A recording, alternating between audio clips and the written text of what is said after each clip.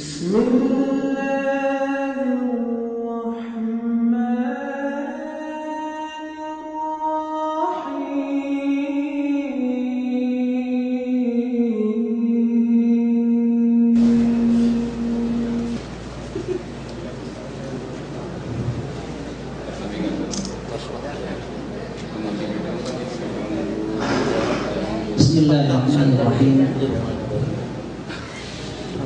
Innal hamdalillah nahmaduhu wa nasta'inuhu wa nastaghfiruh wa nastahdihi wa natubu ilayhi wa na'udzu billahi min shururi anfusina wa min sayyiati a'malina. Man yahdihillahu fala mudilla lahu wa man yudlil fala hadiya lahu. Ashhadu an la ilaha illallah wahdahu la syarika lahu wa ashhadu anna Muhammadan 'abduhu wa rasuluh sallallahu alaihi wa ala alihi wa ashabihi wa man tabi'a hudahu ila yaumil qiyamah. Ya ayyuhalladzina amanu taqullaha haqqa tuqatih wa la tamutunna illa wa antum muslimun. Ya ayyuhalladzina amanu taqullaha wa qulu qawlan sadida يصلح لكم أعمالكم ويغفر لكم ذنوبكم ومن يطع الله ورسوله فقد فاز فوزا عظيما.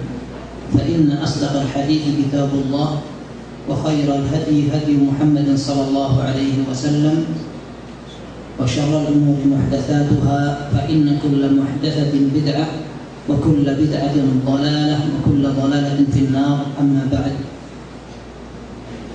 Ikhwah sekalian, a'azzanallahu jami'an bil Islam wal sunnah. Setelah kita bersyukur kepada Allah Subhanahu wa taala, bersalawat kepada Rasulullah sallallahu alaihi wasallam, kami juga mengucapkan terima kasih kepada seluruh ikhwah sekalian yang telah berpartisipasi, baik mereka yang menyediakan fasilitas, telah memberikan andil agar terlaksana pengajian ini. Mudah-mudahan bahkan termasuk yang hadir dan juga pernah mengajak temannya untuk hadir pengajian, mudah-mudahan semuanya menjadi amal kebaikan kita semua. Dan ikhwas sekalian, seperti disampaikan tadi, yang namanya dai itu tidak harus hafal Al-Quran, ya kan? Memang tidak harus dengerin qala Allah Ta'ala, dengerin gitu, kayak orang mau diruqyah. Bahkan banyak sekali orang yang terbuka hatinya karena terajak oleh orang yang memang taraf pemikirannya sama. Kalau kita perhatikan pengajian-pengajian yang banyak bahkan makmur didatangi oleh orang-orang yang baru ngaji, siapa yang datangi mereka? Kemampuan ustaz terbatas sekali. Ya, masih harus belajar, nanti ada pertemuan, nanti ngisi pengajian di sana. Semua pengajian banyak sekali yang hadir, siapa yang bawa? Ternyata memang tidak lepas dari jasa orang-orang yang tidak dikenal. Tidak dikenal oleh orang, tapi Allah Subhanahu wa ta'ala tidak akan melupakan perbuatan baik setiap hambanya. Ketika datang seorang ke dalam pengajian tanpa sengaja memang ada orang datang tanpa sengaja pengajiannya. Ya ada. Di dalam hadis disebutkan Allah Subhanahu wa ta'ala memiliki malaikat. Ini kayak kekerasan terlalu.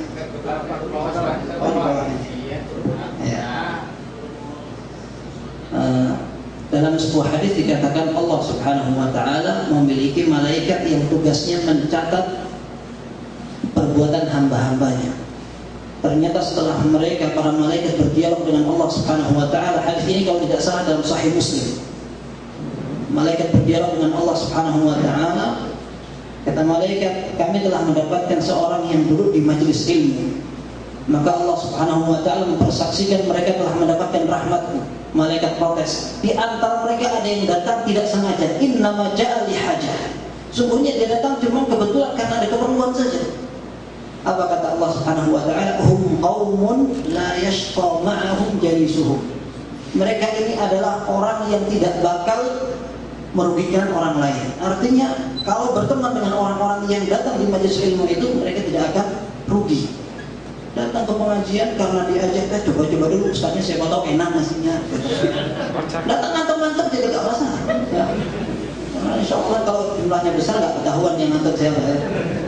Tetapi ikhwas sekalian, yang kita harapkan dengan kita hadir kemudian mendengarkan ayat-ayat Allah dibacakan, hadis-hadis Nabi SAW kita dengarkan, dan kita berharap dengan pemahaman yang benar kita semakin bisa menjadikan ibadah kita lebih bernilai di sisi Allah Subhanahu wa taala. Usia kita terbatas. Usia kita tidak banyak. Orang yang cerdas adalah orang yang memanfaatkan modal sedikit untuk sesuatu yang bernilai. Kita bayangkan orang yang punya modal banyak kalau tidak bisa memanfaatkan rugi. Lalu bagaimana dengan orang yang tidak punya modal sama sekali? Oleh karenanya ikhwah sekalian, berhubungan dengan datangnya bulan Ramadan, kita katakan orang yang paling beruntung dengan datangnya bulan Ramadan adalah orang yang berilmu. Itu jelas. Sebagaimana antum perhatikan orang-orang yang melaksanakan ibadah haji, macam-macam kan bentuknya orang ibadah haji itu. Ada yang foto-fotoan, ya, pakai spanduk, jalan-jalan, pakai kur, meskipun yang baca Al-Quran, ya. Mungkin bayangkan seperti itu. Bahkan pacaran haji. Saya tahun 2005 haji, datang seorang jamaah haji Indonesia, ya haji bareng kita, telepon-teleponan sama ceweknya. Terbayangkan di Mina, ya. Haji, ya ikhwan, haji Islam itu tidak akan terganti lagi. Toh seandainya dia haji berkali-kali, haji yang wajib adalah haji yang pertama, ya kan? Pacaran. Bayangkan ini haji.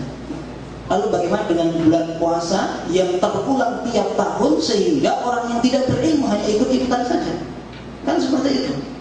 Oleh karenanya saya katakan, orang yang paling beruntung dengan datangnya bulan Ramadan adalah orang yang berilmu. Kita sering mendengarkan bahwa bulan Ramadan digandakan pahalanya. Orang yang beramal lebih ringan karena setan dibelenggu. Baik, akan tetapi kita harus tahu, apakah setiap orang yang lewat dari bulan Ramadan berhasil?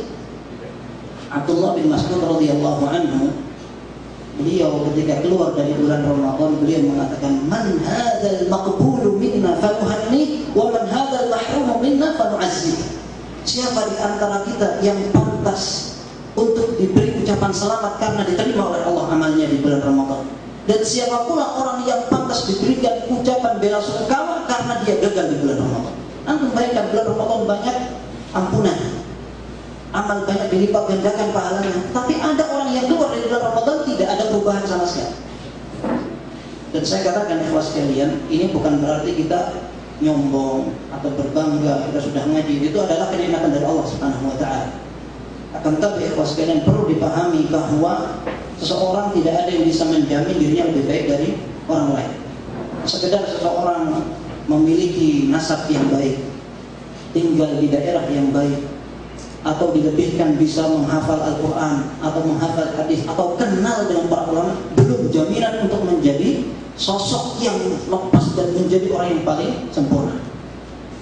Oleh karena ikhwas sekalian, kita berharap dengan usaha kita belajar dan terus menggali ilmu, membaca Al-Quran dan hadis Nabi SAW dengan pemahaman para ulama, kita ingin menjadi orang yang benar-benar diridhai Allah Subhanahu wa taala. Tapi ikhwas sekalian, di bulan Ramadan kenapa kita ingin mengedepankan bagaimana para ulama salaf beribadah kepada Allah? Tidak bisa dipungkiri ketika ada di masyarakat kita secara khusus dan seluruh masyarakat secara umum di seluruh negara Indonesia di dunia, ketika memahami pemahaman salafus saleh, di antara mereka ada dua kubu yang sama-sama tidak benar. Pemahaman yang pertama mengatakan yang namanya salafi itu saya, selain saya juga salafi. Antum tahu kan? Barangkali sebagian antum pernah merasakan sampai hari ini masih foto-fotoan, wah kayak gitu, nggak salafi gitu ya, nggak bisa nggak disalami. Nah ini kalau seandainya menyikapi orang yang perlu ditegur atau perlu diingatkan, barangkali benar. Akan tetapi tidak semua orang pas untuk dikatakan seperti itu. Oh iya.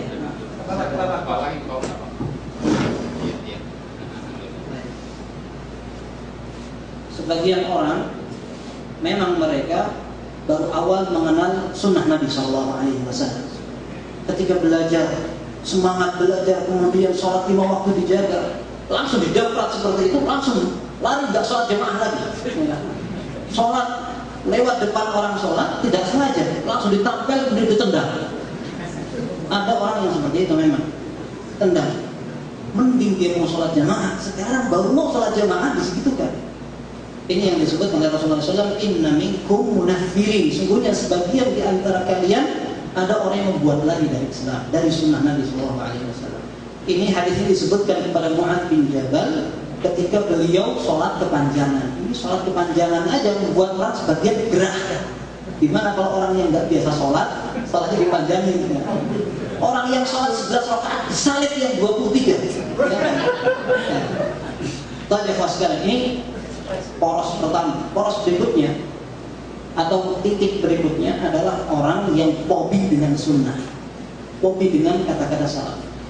Ketika disebutkan ulama salaf kan nggak kayak gitu, kamu salaf wahabi. Ini banyak sekali seperti ini. Bahkan tidak jarang ketika antum datang dari Saudi, antum dikatakan sampai sudah berubah agama belum? Memang agamanya apa gitu? Dan ini ikhwas sekalian, dua titik yang sama-sama berbeda tapi sama-sama salahnya. Sehingga yang seperti ini harus diluruskan. Bagaimana caranya adalah dengan berdakwah dengan cara yang benar. Oleh karena ikhwas sekalian, di dalam memahami Al-Quran, memahami hadis Nabi SAW merupakan sebuah keharusan untuk kembali kepada pemahaman para ulama. Ulama yang paling ulama adalah ulama yang hidup bersama Nabi SAW. Kalau ada orang yang memahami Al-Quran dengan pemahaman otaknya sendiri, tidak menutup kemungkinan dia menjadi orang yang kufur. Entah kufurnya betul-betul kufur, seperti di Indonesia ada yang mengatakan Quran ini perlu dikritisi. Ini orang-orang sebagian mengatakan, semuanya paham ya, Quran perlu dikritisi. Atau ada orang yang mengatakan bahwa Qurannya tidak lengkap, tidak sempurna. Atau ada orang yang mengatakan Quran ini berkata demikian, akan tapi dia pakai untuk kepentingan sendiri supaya pemahamannya terbela. Siapa orang ini? Politikus. Tidak mesti politikus, semua orang bisa seperti ini. Kalau pemahamannya melenceng, akhirnya dia tarik geret ayat Al-Qurannya, akhirnya, ini kan Al-Quran, ini kan hadis, akhirnya ngomong sembarangan. Tidak mesti jil. Bahkan semua orang bisa seperti itu. Yang itu ikhwas sekalian, disebutkan di dalam Sunan An-Nasa'i Al-Kubra, salah satu bukti ketika orang memahami Al-Quran dengan pemahaman selain pemahamannya para ulama, dan akibatnya berbahaya sekali. Disebutkan bahwa ketika Ali bin Abi Thalib radhiyallahu anhu menjadi khalifah, muncullah orang-orang Khawarij, orang-orang pemberontak yang ingin menuntut agar Ali bin Abi Thalib menerapkan hukum Islam sesuai Al-Quran. Baik, apakah Ali bin Abi Thalib lebih tidak paham daripada mereka? Dalam riwayat At-Tabarani dan Musannaf Abdul Razzaq, mereka keluar untuk memberontak Ali bin Abi Thalib berjumlah 24.000. Dalam riwayat 6.000. Sampai ke tempat yang namanya Harura, mereka masih siap kumpul dalam satu rumah akan memberontak kepada Ali bin Abi Thalib radhiyallahu anhu. Maka salah seorang ulama dari kalangan sahabat yang betul-betul paham tentang tafsir Al-Quran minta izin kepada Amirul Mukminin. Siapa beliau? Abdullah bin Abbas. Beliau mengatakan, ya Amirul Mukminin, abrid bis-salah la'alli ukallimu haula. Biarkan wahai Ali, wahai Amirul Mukminin, saya ingin ketemu dengan orang-orang pemberontak itu. Saya ingin mengajak dialog mereka, apa syubhat, kerancuan dan pemikiran mereka yang membuat mereka ingin memberontak kepada aku. Kata Ali bin Abi Thalib, ana akhafuhum alaik, saya khawatir mereka akan mencelakai engkau wahai Ibnu Abbas. Kemudian kata Ibnu Abbas, kala, tidak, insyaallah. Maka kata Ibnu Abbas, maka aku pakai pakaian yang terbaik, aku sisir rambutku. Dalam riwayat dia membuat memakai pakaian yang indah, memakai pakaian hullah. Hullah itu pakaian di atas pakaian biasa untuk menyambut seorang tamu. Ketika datang Ibnu Abbas kepada mereka, mereka protes. Wahai Ibnu Abbas, apa ini? Karena mereka adalah orang-orang ahli ibadah, orang-orang yang zuhud, tidak suka dengan kemewahan dunia. Apa kata Ibnu Abbas? kenapa kalian mengingkari saya menggunakan pakaian hullah ini? Demi Allah saya telah melihat Rasulullah SAW menggunakan hullah yang seperti ini. Nah, selesai kan? Jawabannya menggunakan sunnah Nabi SAW. Kemudian istilahnya 1-0 ya. Nah, kemudian Ibn Abbas datang, mereka mengatakan, marhaban bi Ibn Abbas, apa yang membuat engkau datang siang-siang hari ini? Kata Ibn Abbas radhiyallahu anhuma, ataitukum min 'indi ashabi Rasulillah sallallahu alaihi wasallam al-muhajirin wal ansar. Aku datang dari sisi para sahabat Nabi al-muhajirin dan ansar. Wa min 'indi ibni ammi Nabi sallallahu alaihi wasallam wa sihrihi. Dan aku datang dari sepupu Rasulullah sallallahu alaihi wasallam dan merupakan menantu beliau. Alaihim nazalat al-Quran fahum a'lamu bita'wilihi minkum. Mereka adalah orang-orang yang pernah mengalami turunnya Al-Quran sehingga mereka lebih paham daripada kalian. Walaysa fikum minhum ahad, dan salah satu dari kalian saja tidak ada yang merupakan sahabat Nabi. Ini perkataan Ibn Abbas. Perkataannya ringan, akan tetapi mendalam. Ya. Kemudian kata Ibn Abbas radhiyallahu anhuma, anak ingin sampaikan perkataan mereka kepada kalian, dan aku ingin menyampaikan perkataan kalian kepada mereka, menjadi media. Silahkan apa yang undang-undang kalian, nanti aku akan sampaikan kepada kalian. Iya. Kemudian kata Ibn Abbas, datang kepadaku beberapa orang utusan orang Khawarij. Mereka kemudian ingin mengajak berdialog. Kata Ibn Abbas, kalian punya apa? Apa yang membuat kalian ingin memberontak pada hal ini? Kami punya 3 hal. Kata Ibn Abbas, silahkan. Pertama, Ali bin Abi Thalib hakama rijala fi amrillah. Ali bin Abi Thalib menyerahkan urusan perkara Allah kepada beberapa orang. Padahal Allah mengatakan inil hukmu illa lillah, tidak ada hukum kecuali hukum Allah Subhanahu wa taala. Antum lihat. Ini syubhat kan? Antum jangan bingung nanti. Nah, ini sejak zaman Ali bin Abi Thalib radhiyallahu anhu, menantu Rasulullah SAW, calon penghuni surga, sepupu beliau, orang yang paling paham tentang agama, mereka bantah dengan kata-kata Ali bin Abi Thalib tidak berhukum dengan hukum Allah, sehingga membuat mereka memberontak. Ini yang pertama. Ibn Abbas masih ada lagi, ya, yang kedua. Yang kedua, Ibn Abbas Ali bin Abi Thalib memerangi seseorang, tapi tidak mau menawan dan tidak mau mengambil rampasan perang. Yang dimaksudkan di sini adalah perang Jamal antara Ali bin Abi Thalib radhiyallahu anhu dengan Aisyah radhiyallahu anha. Baik, kata Ibn Abbas, yang ketiga. Yang ketiga, Ali bin Abi Thalib radhiyallahu anhu, beliau maha nafsahu min amiril mu'minin. Dia tidak mau dikatakan amirul mu'minin. Kalau dia tidak mau dikatakan amirul mu'minin, berarti dia amirul kafirin. Kalau dia bukan merupakan pemimpin orang-orang mukmin, berarti pemimpin orang-orang kafir. Subhat atau kerancuan yang mereka pahami seperti ini. Kata Ibn Abbas radhiyallahu anhu, kalian punya yang lebih dari itu? Tidak, cukup. Kemudian kata Ibn Abbas radhiyallahu anhu, apakah jika seandainya aku bacakan Al-Quran, kalian mau kembali, mau merujuk? Iya.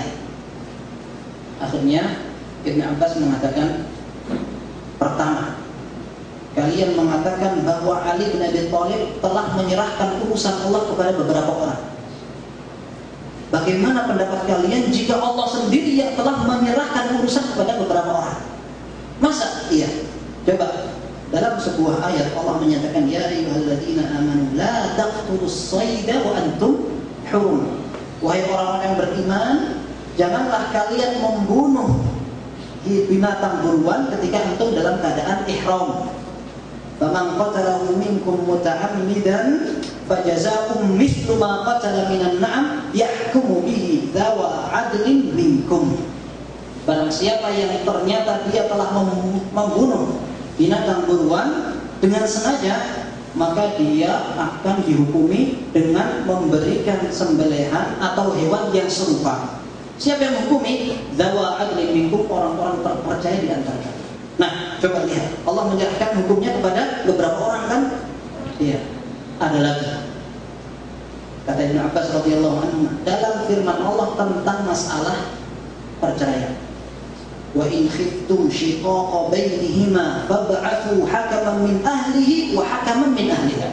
Kalau kalian khawatir akan terjadi perceraian, akan terpecah hidup pernikahan, maka utus satu utusan dari kaum laki-laki pihak suami utus satu orang dari pihak perempuan untuk mendamaikan. Coba lihat, Allah Subhanahu wa ta'ala telah mendamaikan dengan urusan siapa? Beberapa orang. Kata Ibn Abbas, mana yang lebih pantas untuk dimusyawarahkan dengan orang-orang? Apakah urusan kelinci atau urusan pertikaian kaum muslimin?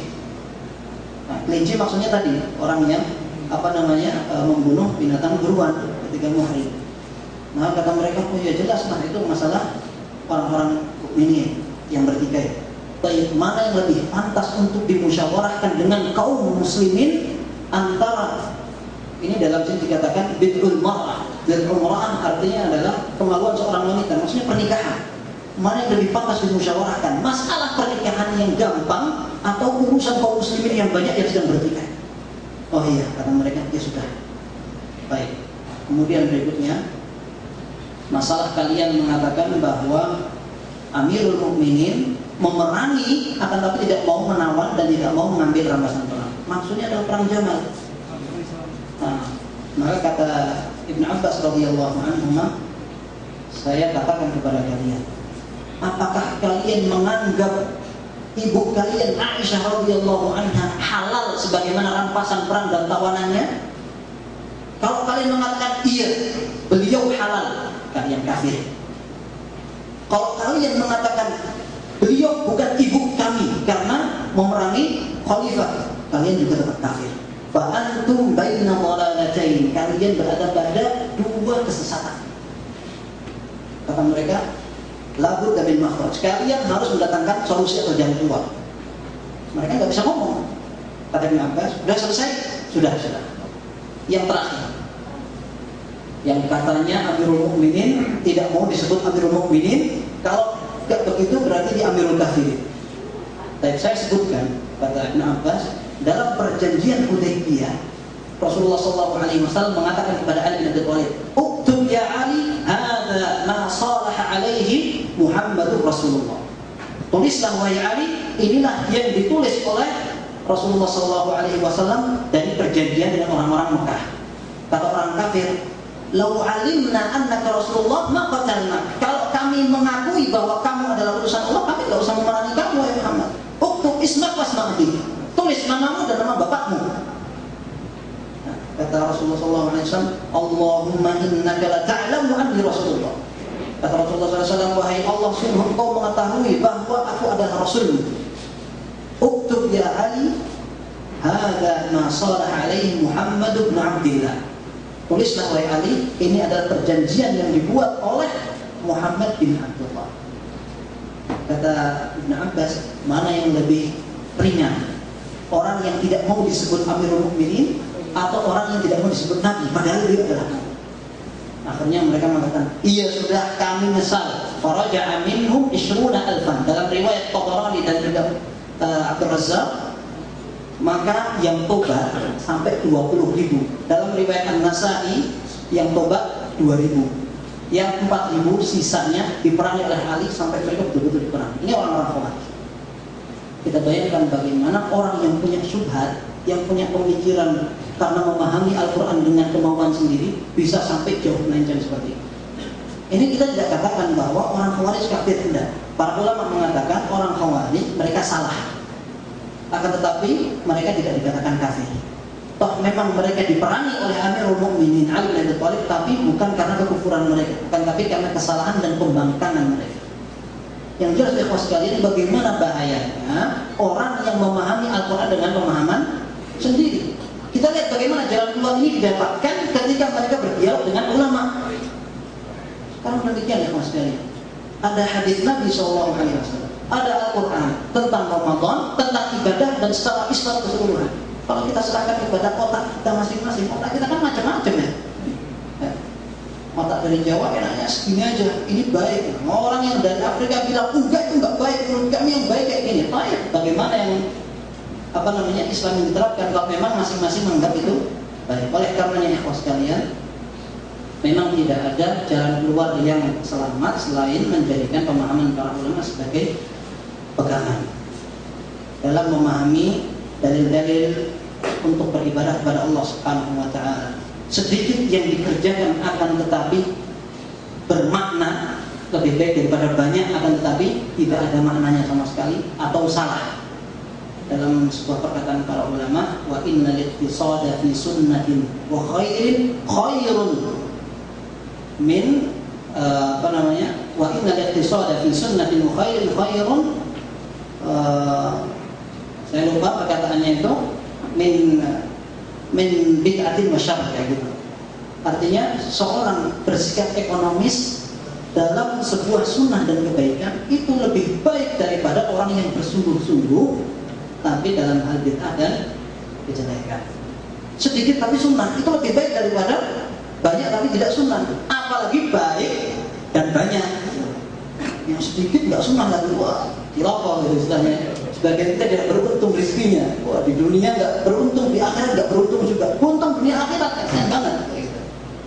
Karena ikhwas sekalian, di bulan suci Ramadan yang akan datang kita berusaha untuk menjadikan bulan ini lebih baik dari bulan yang telah lewat. Kalau seandainya kita ingin bermuhasabah, introspeksi, menghitung-hitung Ramadan yang keberapa yang akan kita hadapi. Kalau usia kita 50 tahun, kemudian dikurangi 15 tahun untuk sampai ke usia balik, berarti sudah 35 Ramadan kita lewat. Kira-kira 35 Ramadan itu mana yang pantas untuk dipersembahkan ke hadapan Allah Subhanahu wa taala. Dan ini kita mengajak berpikir untuk semuanya. Tidak ada yang menjamin bahwa Ramadannya lebih baik dari Ramadan orang lain. Oh saya sudah maju, alhamdulillah, orang awam itu nggak ada apa-apanya, nggak ada yang seperti itu. Tetapi ikhwas sekalian, kita semua saling mengisi dan mengingatkan agar ibadah kita betul-betul mencapai ridha Allah Subhanahu wa taala. Bukan hanya sekedar semangat. Pokoknya ramai. Orang kampung saya kayak gini. Wah, akhirnya saya pernah dengar nih orang Indonesia katanya, karena di kampungnya biasa takbiran, takbir keliling. Katanya di sebuah tempat di Saudi katanya mereka adakan takbir keliling. Akhirnya ada hayat dibubarkan mereka, buyar. Mereka anggap bahwa itu adalah ibadah. Semangat, akan tetapi itu bukan salah satu dari nilai ibadah yang diberikan oleh Rasulullah SAW. Baik ikhwas sekalian, apa yang akan kita sampaikan adalah sesuatu yang sudah kita ketahui barangkali, akan tetapi kita ingin memberikan penyegaran dan sekedar mengingat apa yang telah disampaikan oleh Rasulullah SAW dan diterapkan oleh para ulama. Dan pintu-pintu kebaikan banyak. Barangkali tidak semua orang mampu untuk mengerjakan semuanya. Dalam sebuah hadis dikatakan, man anfaqa zawjaini fi sabilillah nudiya min abwabil jannah ya Abdullah hadha khair. Kata Rasulullah SAW dalam hadis yang sahih riwayat Bukhari dikatakan, barang siapa yang bisa menggabungkan dua amalan, dia akan dipanggil dari pintu surga. Wahai hamba Allah, ini adalah kebaikan. Faman kana min ahli shalah du'iya min babis shalah. Orang yang ahli salat, dia akan dipanggil dari pintu salat. Faman kana min ahli jihad du'iya min babil jihad. Orang yang ahli dalam jihad, dia akan dipanggil dari pintu jihad. Wa man kana min ahli shiyam du'iya min bab ar-rayyan. Orang yang ahli puasa dipanggil dari pintu ar-rayyan namanya. Pintu khusus untuk orang-orang yang banyak melaksanakan puasa. Wa man kana min ahli shadaqah fa huwa fadu'ya min babi as-shadaqah. Barang siapa yang suka bersedekah, dia akan dipanggil dari pintu sedekah. Pintu surga ada yang lain, akan tapi ini hanya contoh yang disebutkan 4 kali. Kata Abu Bakar radhiyallahu anhu, ya Rasulullah, bi abi anta wa ummi. Demi Allah ya Rasulullah, ma 'ala man du'iya min tilkal abwab min darurah. Orang yang dipanggil dari satu pintu sudah cukup. Ya, kata Abu Bakar radhiyallahu anhu, sudah disebutkan ada yang dipanggil dari pintu puasa, ada yang dipanggil dari pintu jihad, pintu sholat, pintu sedekah. Kata Abu Bakar radhiyallahu anhu, dipanggil dari satu pintu sudah cukup, yang penting masuk surga kan gitu. Fahal yud'a ahadun min tilka al-abwab kulliha? Apakah ada orang yang dipanggil dari semua pintu itu? Kata Rasulullah SAW, na'am wa arju an takuna minhum. Iya, dan aku harap engkau wahai Abu Bakar termasuk mereka yang dipanggil dari semua pintu. Dan antum tahu Abu Bakar radhiyallahu anhu calon penghuni surga, orang yang paling afdol langsung setelah Rasulullah SAW. Beliau adalah orang yang gigih dalam beramal. Untuk Antum sering mendengar bagaimana Abu Bakar radhiyallahu anhu ditanya oleh Rasulullah SAW di dalam kumpulan para sahabat, siapa yang sekarang sudah puasa? Abu Bakar ngacung, saya. Siapa yang sudah sedekah? Saya. Siapa yang sudah kasih makan orang miskin? Saya. Yang sudah ziarah atau mengunjungi orang sakit? Saya. Kata Rasulullah SAW, majtama'a hadhihi al-a'malu fi syakhsin illa dakhala al-jannah. Kama qala Rasulullah, tidaklah berkumpul amal-amal ini dalam satu hari kepada diri seseorang melainkan dia akan masuk surga. Abu Bakar radhiyallahu anhu. Sehingga ikhwas sekalian, amal-amal ini bukan amal-amal baru. Semua adalah amal-amal yang lama.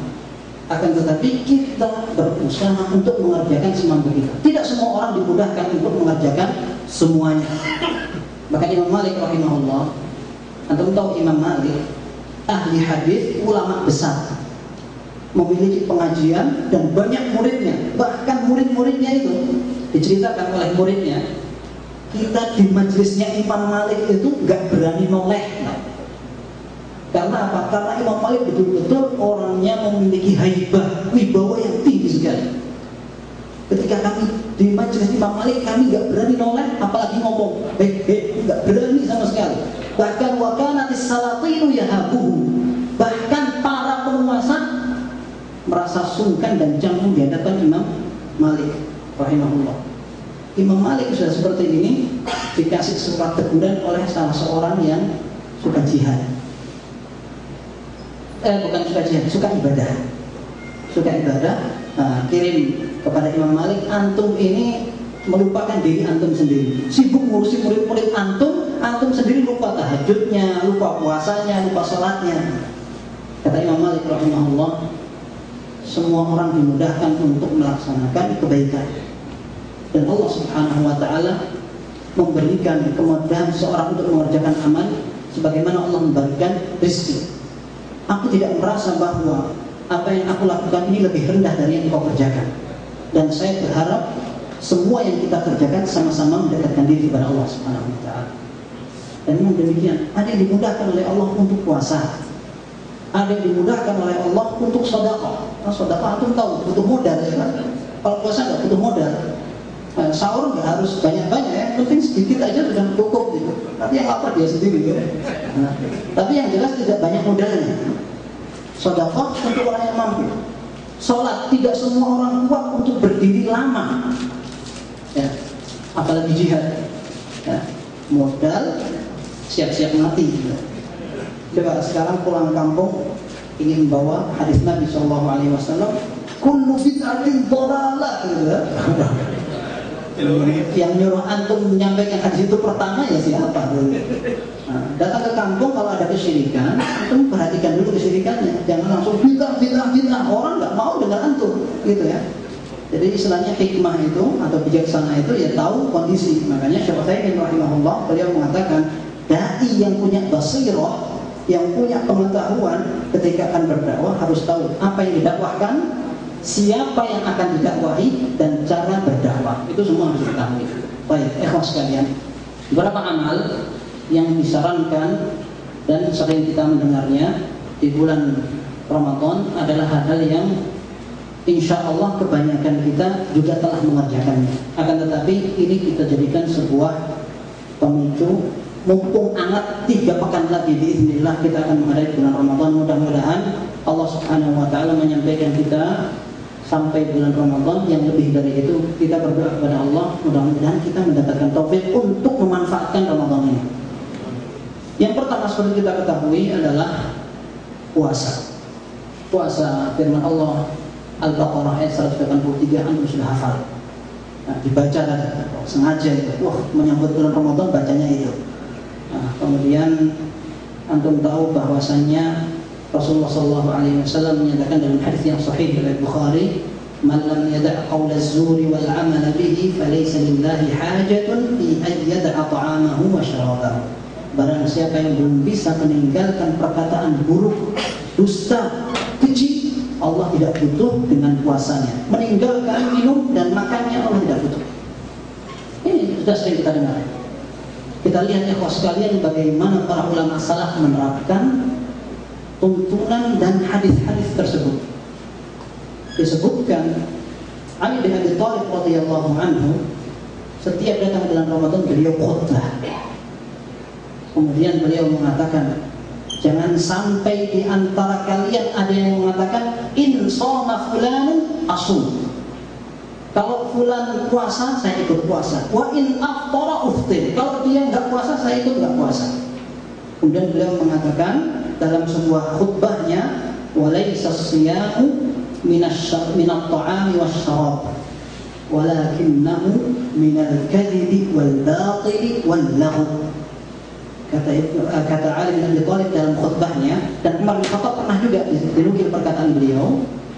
Kata Ali bin Abi Thalib, tidaklah puasa itu sekedar meninggalkan makan dan minum, akan tetapi yang namanya puasa adalah meninggalkan setiap kebohongan, kemudian kebatilan dan lahu. Lahu itu apa? Sia-sia. Baik. Lahu itu adalah sia-sia. Kita mendapati kebanyakan kita ketika kesulitan mengalami puasa, mencari acara yang tidak berat biar segera maghrib, kan gitu. Kalau orang kampung dulu namanya nyari maghrib di jalan. Nah, anak-anak kecil main monopoli nggak kerasa gitu. Tapi orang-orang besar main catur itu masih suka itu. Kalau nggak nonton sinetron, ya. Yang punya TV nonton itu nggak ada panggilan, nonton sinetron dulu biar tahu-tahu maghrib gitu. Ini ikhwah sekalian merupakan puasanya orang yang musiman, ya. Jadi puasanya Ramadan kosong gitu ya. Senangnya Ramadan puasa, selesai. Nah, Ramadan Karim itu maksudnya banyak orang yang infak gitu ya. Bagi permen gitu.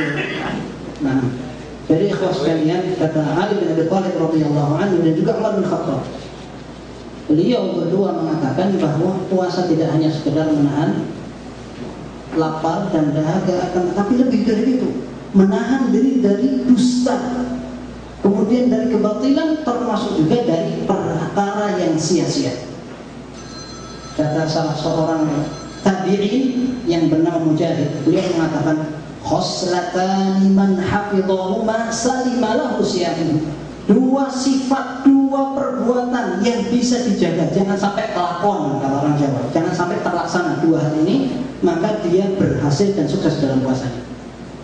Apa kata beliau? Dua perbuatan yang bisa merusak puasa: al-ghibatu wal kadhib. Ngerasani, membicarakan kejelekan orang lain dan berdusta.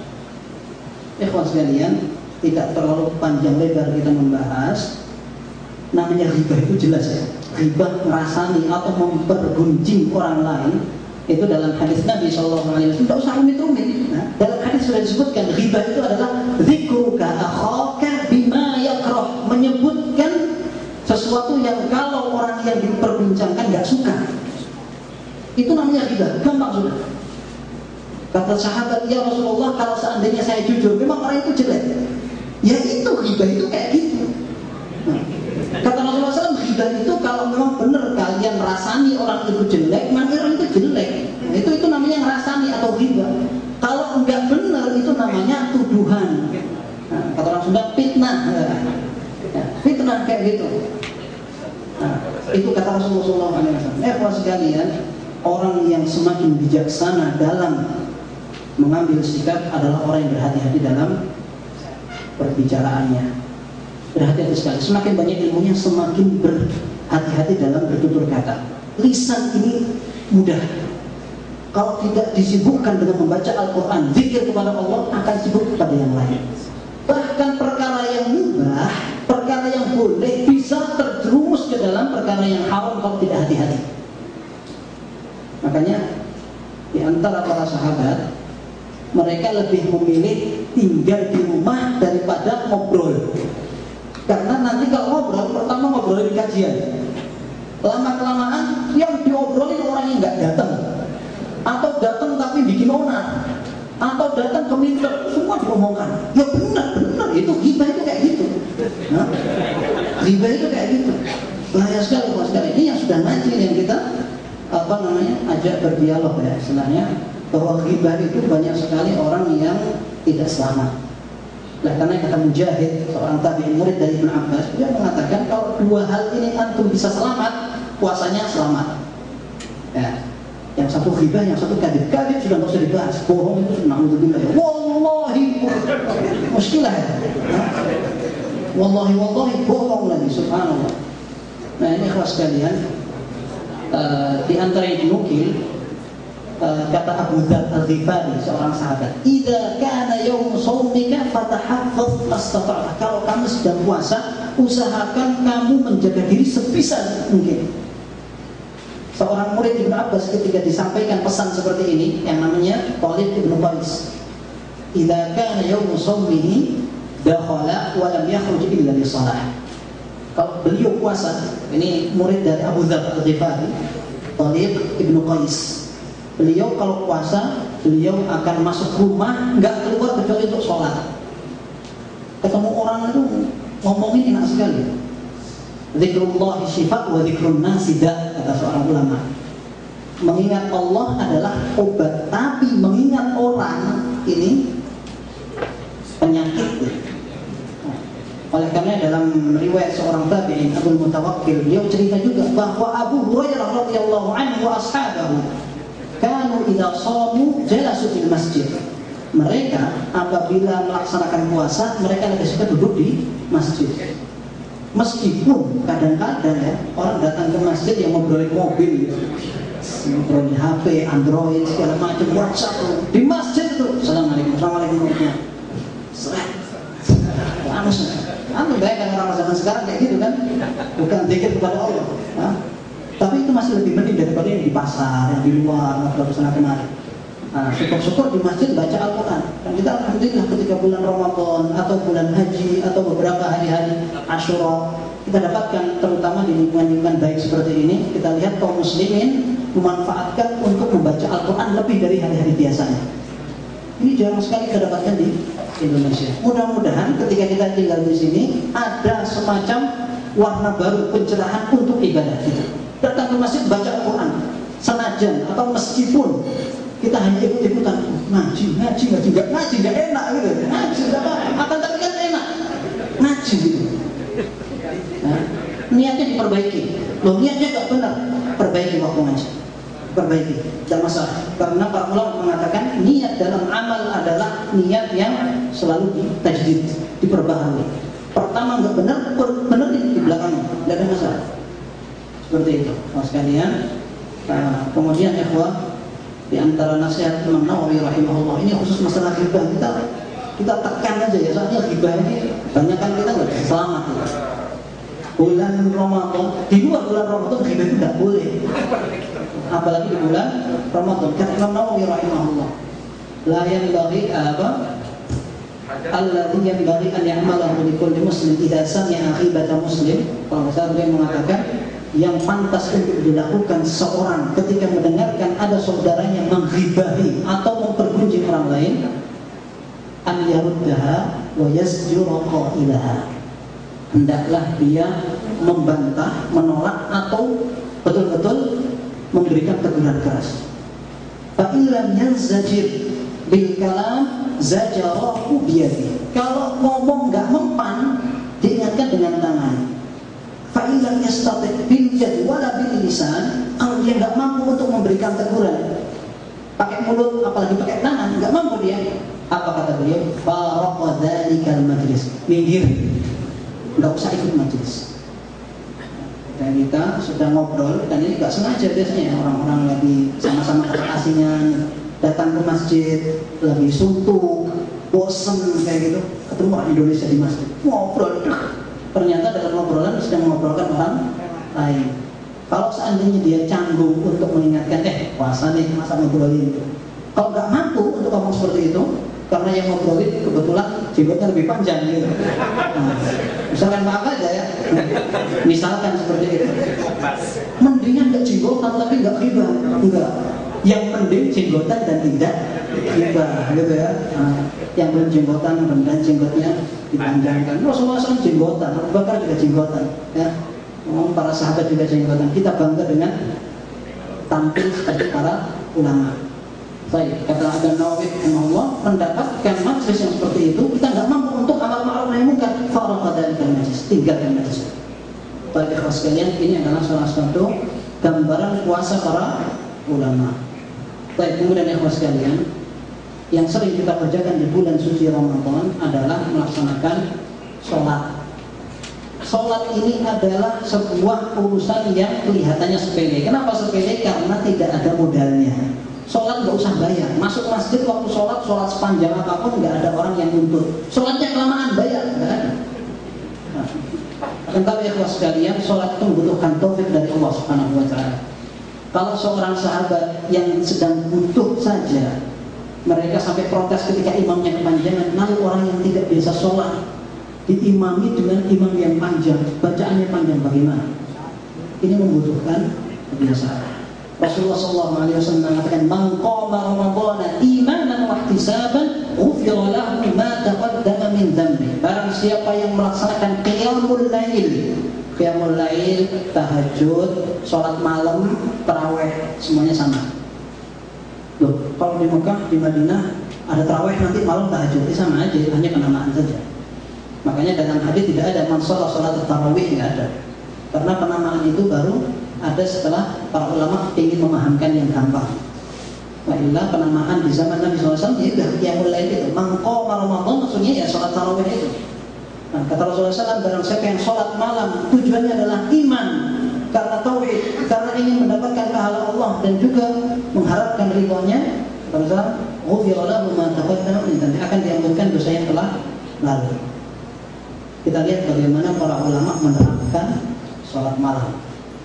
Disebutkan oleh salah seorang sahabat As-Sa'id ibn Yazid radhiyallahu anhu, beliau menceritakan, amara Umar Ubay bin Ka'ab wa Tamim al-Dari an yusalli bin nas bi 11 raka'atan. Kata Sa'id bin Yazid, Umar bin Khattab ketika menjadi khalifah memberikan tugas kepada qari'nya para sahabat Ubay bin Ka'ab dan Tamim ibn Aus ad-Dari, duanya untuk tidak mesti duet, akan tapi gantian mengimami para sahabat untuk melaksanakan sholat 11 rakaat.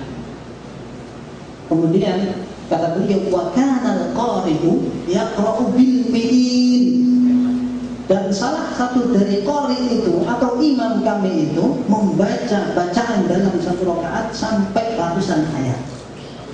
Sampai ratusan ayat.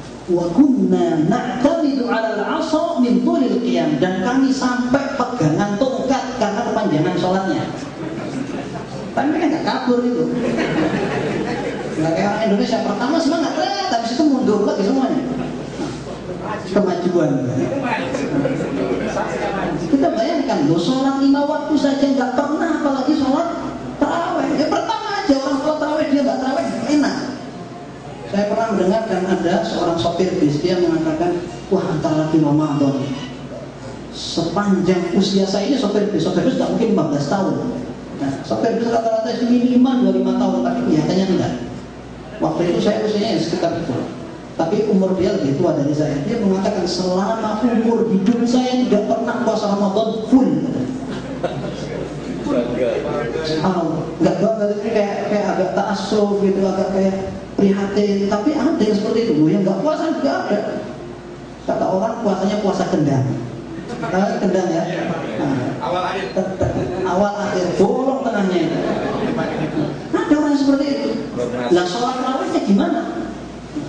Sholat wajibnya enggak. Lalu bagaimana sholat tarawihnya? Oleh karenanya ini yang perlu digarisbawahi. Semua ibadah ini kita akan sebutkan bagaimana beberapa amal, akan tetapi secara kesimpulan orang yang akan beribadah harus diperhatikan yang wajib sebelum yang sunnah. Ar-Raghib al-Asfahani yang mengatakan, man syaghalahu al-mafruḍu 'anil mandub fa huwa ma'dzur. Orang yang disibukkan dengan yang wajib dari yang sunnah, sibuk mengerjakan yang wajib sampai yang sunnah nggak kelakon, nggak terkerjakan, ma'dzur, dimaklumi. Akan tapi man syaghalahu al-mandubu 'anil mafruḍ fa huwa makhlud. Orang yang terlupakan dari yang wajib karena yang sunnah, dia tertipu. Oh, kenapa dia nggak sholat subuh berjamaah? Tadi malam terawehan sampai kecapean. Padahal dia nggak pernah sholat. Terawih jadi alasan. Bayangkan, sholat setahun sekali jadi alasan untuk nggak sholat jamaah. Ini pernah terjadi di zaman sahabat, tapi sahabat juga sering sholat jamaah. Cuma kebetulan ketiduran. Umar bin Khattab radhiyallahu anhu pernah beliau kehilangan seorang sahabat yang bernama Sulaiman ibn Abi Hathmah. Beliau mengatakan, ini mana ini Sulaiman? Kok nggak datang? Akhirnya Umar bin Khattab radhiyallahu anhu ketika pagi hari ini sholat subuh nggak ada Sulaiman. Umar bin Khattab radhiyallahu anhu datang ke pasar. Nah, rumahnya Sulaiman ini antara masjid dan pasar. Ketemu sama ibunya Sulaiman, namanya Syifa.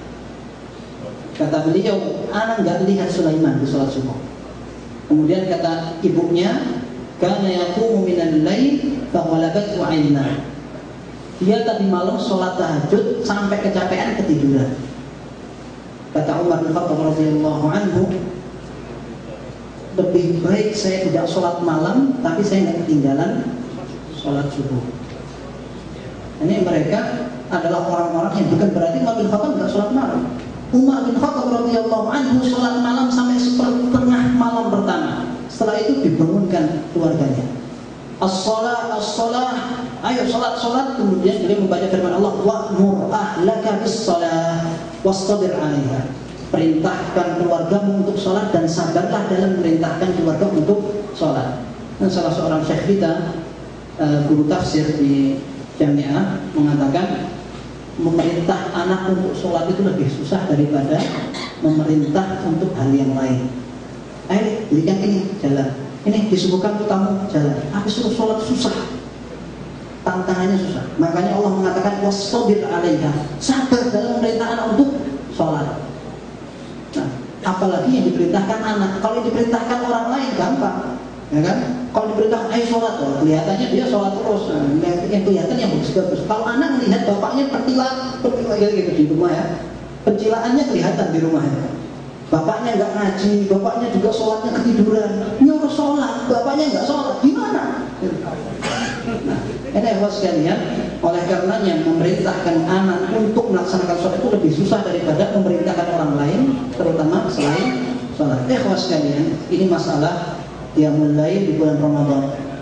Dan tentunya ikhwas sekalian, tidak mesti orang yang tidak mampu untuk sholat panjang akhirnya tidak sholat sama sekali. Tetapi sholat semampunya. Kalau memang tidak mampu untuk membaca 100 ayat, baca surat-surat pendek, tapi yang tartil, tapi yang tenang sholatnya, tumakninah, rukuknya, sujudnya. Dan ini sudah merupakan pendapat jumhur ulama. Jumhur ulama mengatakan bahwa tumakninah merupakan rukun sholat. Sebagian madhab mengatakan tidak. Sebagian madhab seperti rukuk misalkan, habis rukuk tidak penting gitu. Ini sebagian madhab. Ini madhab, ada sebagian madhab yang terkenal. Tetapi kita tidak ambil karena bertentangan dengan sunnah Nabi SAW. Seperti mereka setelah rukuk, sami Allahu liman hamidah. Kalau jumhur ulama harus jejak dulu kan? Mereka mengatakan tidak. Yang penting mujarradul rafa. Kalau sudah mengangkat sudah sah. Sami Allahu liman hamidah langsung turun lagi. Antum sering lihat itu. Nah, dan itu mereka pegangi karena madhab. Nah, yang lebih parah dari itu, Allah asyadun nasi sariqatan alladhi yasriqu fi salatihi. Orang yang paling keras, paling jelek dalam pencuriannya adalah orang yang mencuri dalam salatnya. Itu dalam hadis. Gimana orang yang mencuri dalam salatnya? La yutimmu ruku'aha wa sujudaha. Maka Rasulullah SAW, dia tidak menyempurnakan rukuk dan sujudnya. Kira-kira gimana kalau kita dapat orang yang salatnya seperti itu? Dinasihati ya. Salat seperti ini bisa jadi tidak diterima oleh Allah Subhanahu wa taala. Itu main-main. Bayangkan sholat yang banyak itu semuanya kayak gitu. Buat tiap tahun, buat semua orang. Tiap tahun semua orang kayak gitu. Diingatkan kamu baru ngaji sudah mau mengingatkan ya.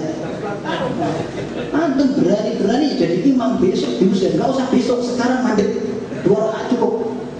Orang kampung biasanya baca dari alam tara kaifa fa'ala rabbuka sampai surat An-Nas, rakaat pertama. Rakaat keduanya kulhu semua. Alif lam. Bayangkan sholatnya diantem seperti itu. Nah, kita latihan di sini ya Mas kalian. Kalau antum kebetulan lagi umroh, antum juga sabarkan.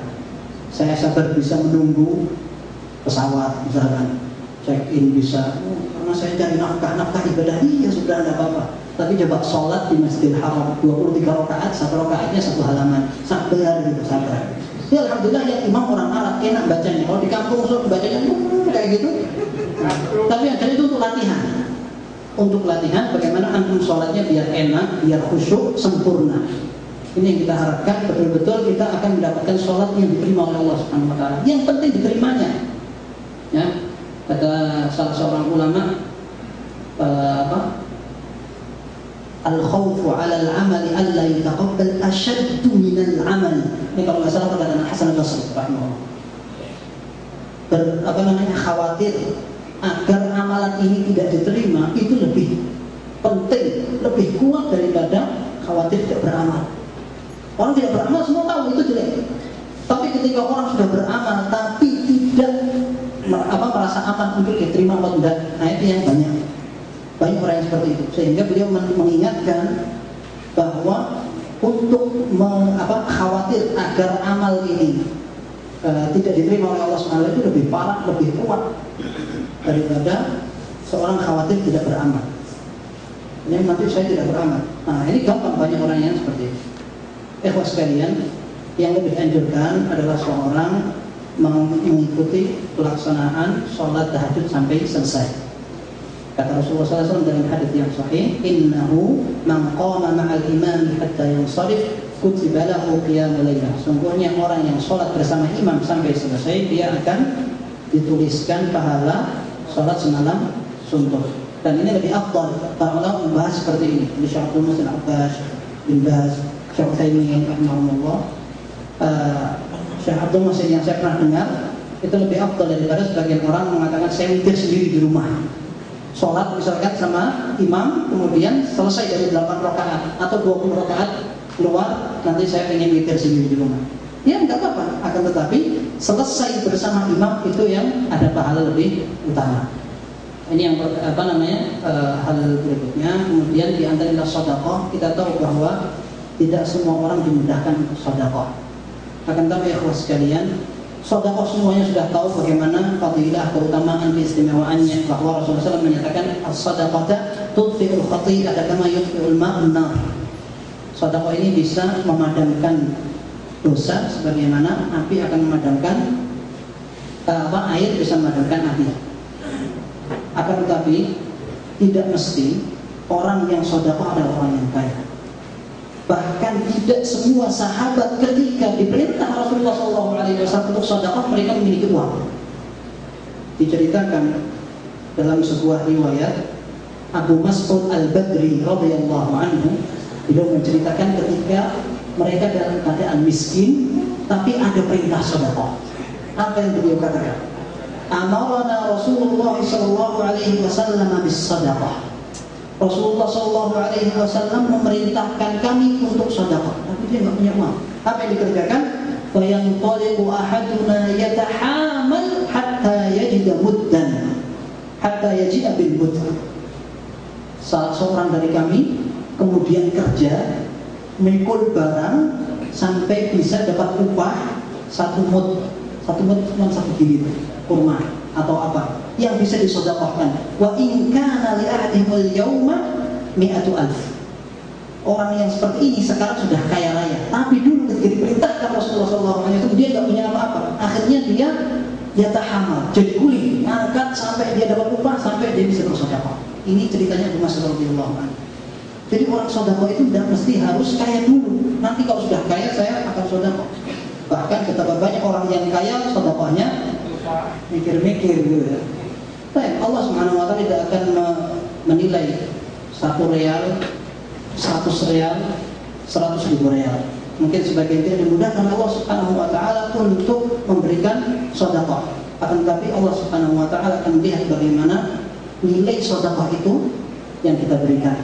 Bahkan dulu pernah kita diingatkan seorang guru kita, ketika kita memberikan sedekah tiap hari, misalkan 100 rupiah, bisa jadi itu lebih baik daripada 1 bulan sekaligus dirapel sehari cuma sedekah sekali 3.000 atau 30.000. Kenapa? Karena orang setiap akan memberikan sedekah niat sambil sedekah, niat sambil sedekah, niat sambil sedekah, niat tok pahala sudah, niat tok pahala. Lalu bagaimana dengan amalnya lagi, tambah pahala lagi, dan itu terus setiap hari seperti itu. Nah itu jangan bayangkan, oh gaji saya nggak cukup untuk sedekah, cukup saja kalau kita mau. 1 riyal itu sedekah dinilai oleh Allah Subhanahu Wa Taala. Kasih. Dan termasuk yang ditekankan khusus di bulan Ramadan, kita berusaha memberikan orang makanan buka puasa. Dan lihat bagaimana orang Saudi ya.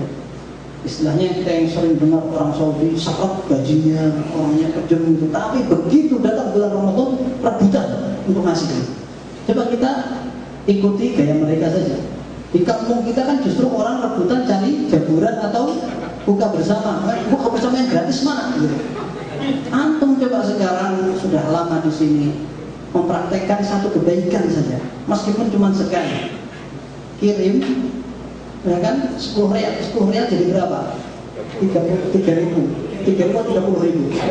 30.000 dibelikan es campur dapat 5 bungkus. Ya. Kasih aja orang yang adzan di masjid, karena rata-rata di masjid tidak ada buka bersama. Kasih aja mau adzan. Ini untuk buka ya. Kemudian antum jalan di lampu merah. Nih, sekarang di lampu merah kan banyak orang jualan-jualan itu. Antum nggak jualan, Pak, gratis ini untuk buka. Paham itu? Gampang kan? Tafsir shaim itu gampang. Man fattara shaiman kana lahu mithlu ajrihi. Khairu annahu la yaqsu min ajri shaim syai'an. Kata Rasulullah sallallahu alaihi wasallam, barang siapa memberikan buka orang yang puasa, dia dapat pahala orang yang puasa tanpa mengurangi pahala orang yang puasa yang sedikit. Tadi shaim. Nah, kita lupa atau kita kembangkan lah, bukan kita rubah. Dulu kita kebiasaan cari tempat buka bersama yang gratis, sekarang kita pengen membuka lahan. Di Masjid Nabawi itu orang sudah kapling-kaplingan, orang tukaran berdua. Ini tempat saya, tempat kakek saya di sini. Di Indonesia tempat kosong gitu. Nah, coba antum hanya sisihkan saja berapa, itu akan luar biasa. Siapa tahu orang kampung akan ikut-ikutan, antum dapat pahalanya terus-terus ngalir. Ini namanya sunnah hasanah. Bukan bid'ah hasanah ini sunnah hasanah. Antum sumbangkan uang paling 10 riyal 30.000. Orang ternyata betul-betul nyumbang ke masjid untuk mengadakan buka bersama.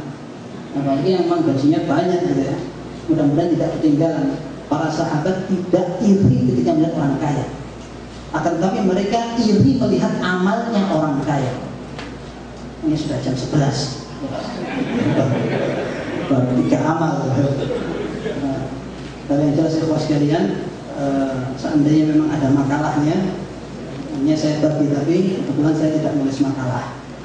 Tapi yang jelas ikhwah sekalian, mudah-mudahan Allah Subhanahu Wa Taala menuliskan kita sebagai orang yang berhasil, orang yang sepakat diterima oleh Allah Subhanahu Wa Taala dengan sahih atau benarnya amal, dan kita dapat mempersembahkan Ramadan yang lebih baik dari bulan-bulan sebelumnya.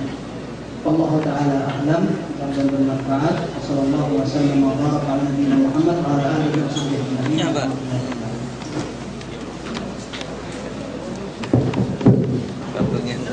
Baterainya habis.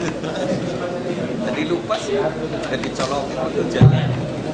Enggak, waktu dilihat itu sama ya, si Ahmad itu. Sesi pertama ya, tapi kita jangan beranjak dulu. Nanti kita lanjutkan sesi kedua, mungkin ada semacam kita berikan tanya jawab, tapi kita break sebentar selama 15 menit untuk menyantap apa yang disediakan oleh panitia. 15 menit nanti kita lanjutkan untuk sesi tanya jawab, tapi yang berhubungan dengan masalah yang dibahas ya, jangan bertanya tentang politik ya, soalnya di sini menjelang bulan Ramadan dan kebetulan di Indonesia lagi panas-panasnya kampanye. Nah, tapi untuk sementara di stop dulu masalah kampanye. Kita di sini fokus untuk menghadapi bulan Ramadan. Sendoknya nggak ada ini. Iya, kita takutkan nanti ada inter PDI-nya yang masuk. Oke, kita break 15 menit. Mana itu? Itu tuh tetesan embun itu.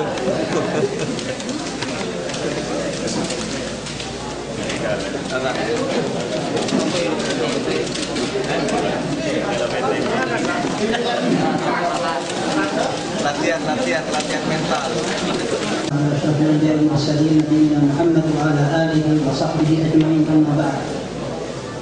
Sambil menyempurnakan istirahatnya, ada beberapa pertanyaan yang akan disampaikan. Silakan. Ini sudah ada pertanyaan. Pertanyaan pertama.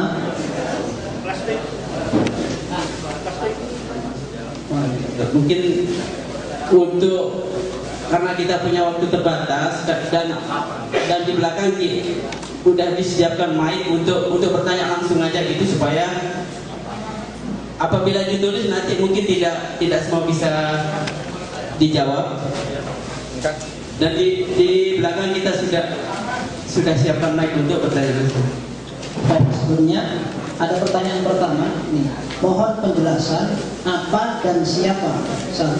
Salafi, 2. Wahabi, 3. Aswaja.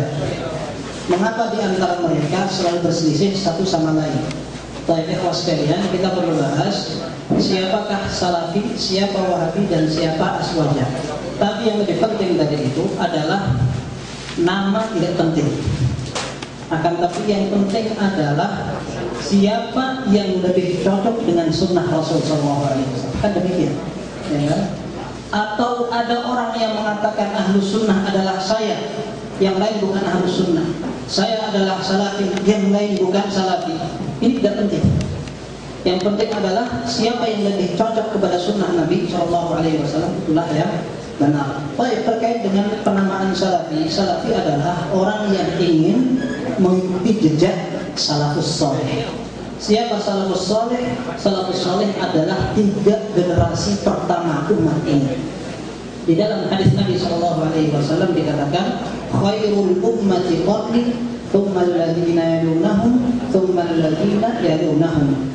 Sebaik-baik generasiku, kata Rasulullah SAW, adalah generasi ini, yaitu para sahabat, generasi murid mereka para tabi'in, generasi muridnya lagi yaitu tabi'ut tabi'in.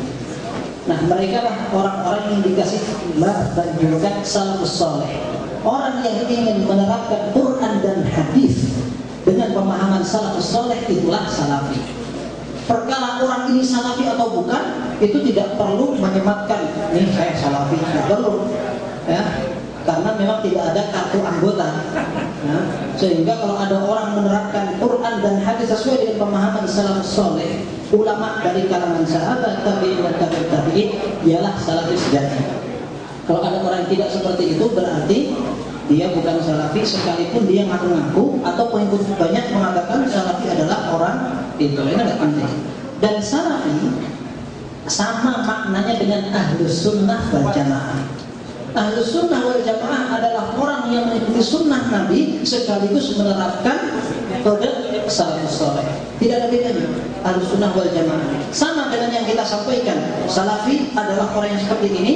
Dia ngaku atau tidak ngaku, dia diakui atau tidak diakui. Ahlus sunnah wal jamaah demikian. Saya ngaku ahlus sunnah wal jamaah. Buktinya apa? Kalau memang dia membuktikan dengan kesesuaian sunnah Nabi, berarti dia ahlus sunnah. Kalau tidak, maka tidak. Kalau ada sekarang orang yang mengaku aswaja, ahlus sunnah wal jamaah adalah kami, ini banyak yang mengatakan. Asli wajah Jawa. Asli wajah Jawa ini lain lagi. Jadi orang yang mengaku ahlus sunnah tapi dia tidak menerapkan sunnah, tidak ada manfaatnya. Baik, Wahabi apa? Wahabi ini adalah gelar, ya, atau penyematan yang diberikan oleh orang-orang yang tidak suka dengan dakwah Syekh Muhammad bin Abdul Wahab. Oleh karenanya orang yang mengatakan ini Wahabi ini tidak rata-rata menyematkannya dengan tidak suka. Ini Wahabi. Nah, kalau dengan senyum jangan ini Wahabi. Oleh karena ikhlas sekalian, kita sampaikan lagi bahwa orang yang ingin mencari kebenaran tidak perlu mencemaskan nama siapa salafi, siapa wahabi, siapa aswaji. Akan tetapi mana sunnah Nabi SAW kita ikuti. Kata Ali bin Abi Thalib, "I'rifil haqqa ta'rif ahlahu." Ketahuilah kebenaran, engkau akan tahu siapa orang yang benar. Baik. Yang kedua ini ada pertanyaan istimewa dari rekan ahwat kita di sebelah. Kita dahulukan dulu ini Pak. Ya, pertanyaannya Ustaz. Assalamualaikum warahmatullahi wabarakatuh. Apakah wanita yang berhalangan atau yang lagi datang bulan bisa mendapatkan Lailatul Qadar? Yang pertama. Dan yang kedua, iktikaf itu bisa diisi dengan apa saja? Apakah ada ketentuan waktunya? Dan yang ketiga, lebih utama mana pada bulan Ramadan antara membaca Al-Quran dan belajar atau menghafalkan Al-Quran? Baik. Pertanyaan pertama, apakah seorang haid bisa mendapatkan Lailatul Qadar? Bisa, tidak ada halangan. Ya, tidak ada halangan. Para ulama menyebutkan orang yang akan mendapatkan Lailatul Qadar adalah orang yang pada saat turun Lailatul Qadar sedang ibadah dan tidak tidur. Dan Lailatul Qadar disebutkan oleh para ulama tentang tafsiran surat Al-Qadar dimulai dari maghrib sampai subuh. Itu kesempatannya. Kapannya nggak ada yang tahu kecuali Allah Subhanahu wa taala. Oleh karenanya kita diminta untuk mencari Lailatul Qadar. Itu di antara pembahasannya adalah Lailatul Qadar, berburu Lailatul Qadar. Menurut para masalah bagaimana? Tapi waktunya nggak cukup. Yang jelas orang haid pun bisa mendapatkan. Para wanita bisa beriktikaf. Kecuali yang haid tentu tidak bisa. Akan tapi mereka bisa beribadah, mereka bisa zikir, mereka juga bisa berdoa kepada Allah. Mereka pun bisa membangunkan orang agar beribadah. Nah, sehingga mereka mereka pun berpeluang untuk mencari dan mendapatkan Lailatul Qadar. Oleh karena Aisyah radhiyallahu anha bertanya, apabila suatu saat saya mendapatkan Lailatul Qadar, apa yang aku sampaikan? Apa yang aku baca? Kata Rasulullah SAW, katakanlah, Allahumma innaka afuwwun tuhibbul afwa fa'fu anni. Wahai Allah, Engkau adalah Maha Pengampun, maka ampunilah aku. Kemudian iktikaf apa saja? Iktikaf intinya adalah ibadah di masjid.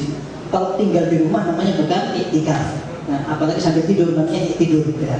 Nah, tapi iktikaf dilakukan di masjid dan dalam keadaan beribadah kepada Allah Subhanahu wa taala. Masjid mana? Dianjurkan masjid yang dipakai sholat Jumat sehingga tidak perlu keluar. Dan orang yang iktikaf tidak boleh keluar-keluar kecuali karena darurat seperti kebutuhan orang di kamar mandi dan lain sebagainya. Adapun menziarahi orang sakit, mengantar jenazah tidak. Nah, kemudian kapan waktunya? Waktunya di 10 hari terakhir. Rasulullah SAW dulu pernah iktikaf di 10 hari tengah dari 11 sampai 20. Kemudian Rasulullah SAW keluar mengumumkan kepada para sahabat, yang pengen iktikaf bersamaku kita laksanakan lagi, kita lanjutkan dari tanggal 21 sampai akhir. Kenapa? Karena aku melihat Lailatul Qadar akan diturunkan di 10 hari terakhir. Dan banyak hadis yang menjelaskan bahwa Lailatul Qadar akan turun di 10 hari terakhir di malam ganjil, dan pernah turun di 20 hari seperti kita Sa'id, pernah di 23, pernah di 25, pernah di 27, pernah di 29. Syekhul Islam Taimiyah rahimahullah mengatakan kita tidak tahu mana di antara malam-malam itu yang akan dituruni Lailatul Qadar, sehingga yang dianjurkan adalah seseorang berusaha memenuhi 10 malam terakhir untuk beribadah, membaca Al-Quran, berdoa, sholat sunnah mutlak, sholat wudu, kemudian sholat sunnah mutlak, nambah sholat terus 2 rakaat sampai capek, tidak ada masalah. Kemudian lebih utama mana? Membaca Al-Quran atau belajar? Ini para ulama ketika datang bulan suci Ramadan, mereka mengkhususkan untuk belajar Al-Quran. Tentunya membaca Al-Quran dan mempelajari yang lain pun tidak dilarang. Akan tapi fokus pada bulan suci Ramadan dianjurkan untuk berbanyak membaca Al-Quran. Kalau seandainya ada orang yang ingin membaca terjemahannya agar lebih memahami, insya Allah lebih baik seperti itu. Akan tapi dengan belajar tafsir, belajar hadis, belajar yang lain, para ulama banyak yang lebih memilih mengkhususkan membaca Al-Quran. Tapi saya tidak punya kesempatan membaca bulan suci, terutama di bulan Ramadan di Indonesia, justru bulan-bulan yang ramai pengajian. Ya sudah, tidak ada masalah. Para ulama belajar terus di luar bulan Ramadan. Kalau kita nggak pernah belajar kecuali bulan Ramadan, ya sudah, kita bisa semampu mungkin kita kerjakan yang kita mampu, baca Al-Quran dan belajar. Allah.